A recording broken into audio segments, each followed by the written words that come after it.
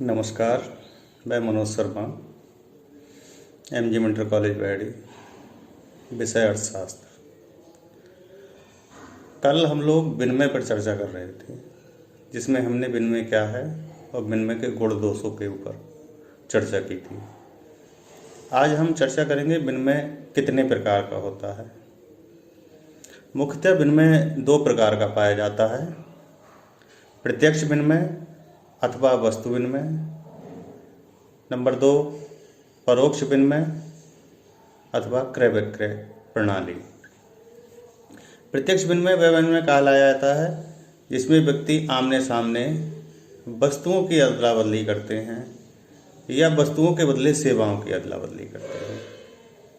Professor Thomas के अनुसार एक वस्तु या सेवा से दूसरी वस्तु या सेवा की अदला बदली ही प्रत्यक्ष विनिमय है। आज हम बात करेंगे प्रत्यक्ष विनिमय के लाभ एवं हानियां। तो सबसे पहला लाभ है सरलता। प्रत्यक्ष विनिमय एक सरल प्रणाली है, इसमें किसी प्रकार का कोई नियम, किसी का अतिरिक्त नियंत्रण नहीं होता है, तो अतः ये बेहद सरल प्रणाली है। नंबर 2 है पारस्परिक सहयोग। चूँकि हम प्रत्यक्ष विनिमय में एक दूसरे से वस्तुएं अथवा सेवाओं की अदला बदली करते हैं, तो इससे हमारे पारस्परिक सहयोग की भावना विकसित होती है और हम एक दूसरे पर आश्रित होते हैं, तो उससे हमें एक दूसरे के सहयोग की प्रेरणा मिलती है। नंबर 3 है धन का विकेंद्रीयकरण। वस्तु विनिमय प्रणाली से धन का विकेंद्रीयकरण होता है। इसका आशय यह है कि धन किसी एक हाथ में ना होकर समाज के सभी वर्गों में सभी सेवाएं और वस्तुएं पहुंचती हैं, जिसको धन का विकेंद्रीयकरण कहा जाता है। उसके बाद चौथा पॉइंट है अंतर्राष्ट्रीय व्यापार के लिए उपयुक्त। क्योंकि किसी भी वस्तु की कीमत लगाना मुद्रा में बड़ा कठिन काम है, क्योंकि हर व्यक्ति को अपनी वस्तु अधिक महत्वपूर्ण लगती है। तो वस्तुओं के बदले वस्तुओं के आदान प्रदान से हमें अंतर्राष्ट्रीय व्यापार में सुगमता होती है। नंबर 5 है मौद्रिक नीति के दोषों से मुक्ति। वस्तु विनिमय प्रणाली क्योंकि मुद्रा से रहित होती है, तो उस प्रणाली में जो मुद्रा में दोष पाए जाते हैं, उन दोषों का अभाव पाया जाता है। वस्तु विनिमय प्रणाली बिना मुद्रा के आपसी सहमति से, बिना किसी राष्ट्रीय नियमों के आपसी सहयोग के द्वारा एक दूसरे की ज़रूरतों को पूरा करती है।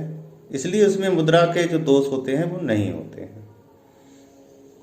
अब किसी चीज़ में अगर कुछ गुण होते हैं तो उसमें कुछ दोष भी होते हैं। तो वस्तु विनिमय प्रणाली के कुछ मुख्य दोष जो हैं वो निम्न प्रकार हैं। नंबर 1 है दोहरे संयोग का अभाव। दोहरे संयोग का अभाव है कि हमें जो चीज़ चाहिए वो दूसरे व्यक्ति पर है भी अथवा नहीं, क्योंकि अगर वह चीज़ उसके पास नहीं है तो वस्तु विनिमय प्रणाली संभव नहीं है। तो दोहरे संयोगों का अभाव जो है इस प्रणाली का मुख्य दोष है। हम अपनी चीज़ देना तो चाहते हैं, मगर उस व्यक्ति को देना चाहते हैं जिसको हमारे आवश्यकता की वस्तु जिसके पास उपलब्ध हो, तो ऐसा मुख्यतः संभव नहीं हो पाता है। नंबर 2 है इसका दोष मूल्य के सर्वमान माप का अभाव। मूल्य के सर्वमान माप का अभाव से आशय मेरा है कि व्यक्ति का जो मूल्य है वो उसके उपभोक्ता के द्वारा निर्धारित ना करके जो उसका विक्रेता होता है, जो उसको देता है, वो निर्धारित करता है। और वह जो रेट निर्धारित करता है वो उनको सर्वमान्य विचार मिले ये कोई ज़रूरी नहीं है। कोई व्यक्ति अपनी चीज़ का अधिकतम मूल्य निर्धारित करना चाहता है, परंतु दूसरा जो व्यक्ति उसके सामने है, जो उससे वस्तु विनिमय प्रणाली के द्वारा उस वस्तु को प्राप्त करना चाहता है, वह उस वस्तु के उतने मूल्य देने के लिए तैयार नहीं है। तो ऐसी अवस्था में वस्तु विनिमय प्रणाली जो है वो संभव नहीं हो पाती और ये इसका एक दोष है। नंबर 3 है वस्तु विनिमय प्रणाली में विभाजन की कठिनाइयाँ। विभाजन से आशय है किसी के पास, कोई व्यक्ति के पास वस्तु है और वो वस्तु एक बड़ी मात्रा में है, परंतु जो सामने लेने वाला व्यक्ति है, जो उससे वस्तु विनिमय कर रहा है, उसको वो वस्तु उतनी मात्रा में ना ले चाहकर उससे कम मात्रा में चाही जाती है।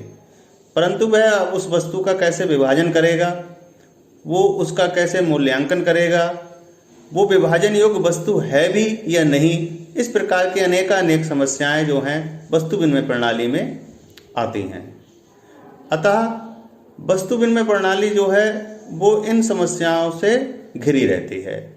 उसके बाद वस्तु विनिमय प्रणाली का एक दोष है मूल संचय की असुविधा। हर व्यक्ति में अपने भविष्य के संभावनाओं को देखते हुए मूल संचय की प्रवृत्ति होती है, परंतु वस्तु जो होती है या सेवा जो होती है उसका एक निश्चित काल होता है। उस काल के बाद वो वस्तु स्वतः खराब हो जाएगी, खत्म हो जाएगी। तो ऐसी स्थिति में वो व्यक्ति अपनी अतिरिक्त वस्तु का संचय करने में सक्षम नहीं होता है। उसको किसी भी दर पर अथवा समझौते पर वो वस्तु किसी दूसरे को देनी ही देनी पड़ती है। इस प्रकार की अवस्था वस्तु विनिमय प्रणाली का भी प्रमुख दोष है। उसके बाद है मूल्य हस्तांतरण की असुविधा। वस्तु विनिमय प्रणाली मूल हस्तांतरण के लिए सर्वथा अनुपयुक्त है। मान लीजिए मैं आपसे कोई वस्तु लेना चाहता हूं और उसके बदले किसी दूसरे शहर में कोई दूसरी वस्तु देना चाहता हूं, तो यह हस्तांतरण बहुत ही दुरूह एवं कठिन कार्य है। ऐसे में माना जाता है कि वस्तु विनिमय प्रणाली में मूल हस्तांतरण जो है वो असंभव के तरह होता है। ये वस्तु विनिमय प्रणाली प्रत्यक्ष वस्तु विनिमय प्रणाली के प्रमुख लाभ और दोष आज बताए गए हैं। कल हम बात करेंगे अप्रत्यक्ष वस्तु विनिमय प्रणाली के गुण एवं दोषों के बारे में। आज के लिए केवल इतना ही। अपने घर पर रहें, सुरक्षित रहें। जय हिंद, जय भारत।